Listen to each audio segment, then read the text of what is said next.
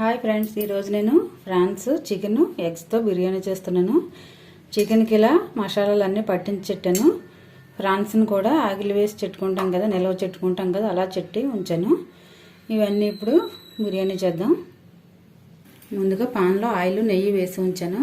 మసాలా సామాన్లన్నీ వేసుకున్నాం. బిర్యానీ మసాలాలు, ఒక స్పూన్ అల్లం వెల్లుల్లి పేస్ట్, జీడిపప్పు, కట్ చేసిన ఉల్లిపాయ, పచ్చిమిర్చి, కరివేపాకు, అవన్నీ ఫ్రై అయ్యాక ఇప్పుడు ఈ చికెన్ని వేసుకుందాం.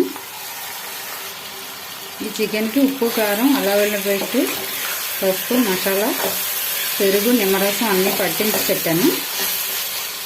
ఇది 5 నిమిషాలు మగ్గబెట్టుకుందాం. ఈ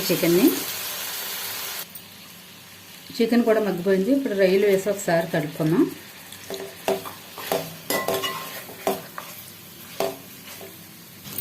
దీంట్లో ఇప్పుడు రైస్ వేసుకుందాం. నేను 2 గ్లాసులు రైస్ తీసుకున్నాను.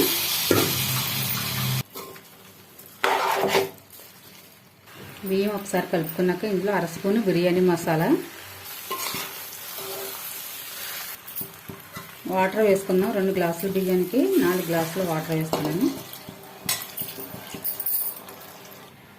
ఉప్పు వేసుకుందాం. దీంట్లో ఎగ్స్ కూడా వేసుకుందాం. మూత పెట్టి 5 నిమిషాలు హై ఫ్లేమ్లో పెట్టి తర్వాత సిమ్లో పెట్టుకుందాం.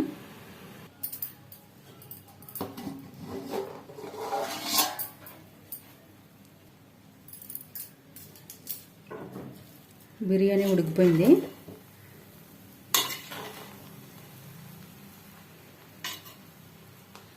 Chicken prawns egg biryani ready. దీనిపైన కొద్దిగా నెయ్యి వేసుకుని ఒకసారి కలుపుకుంటే రెడీ అయిపోయింది.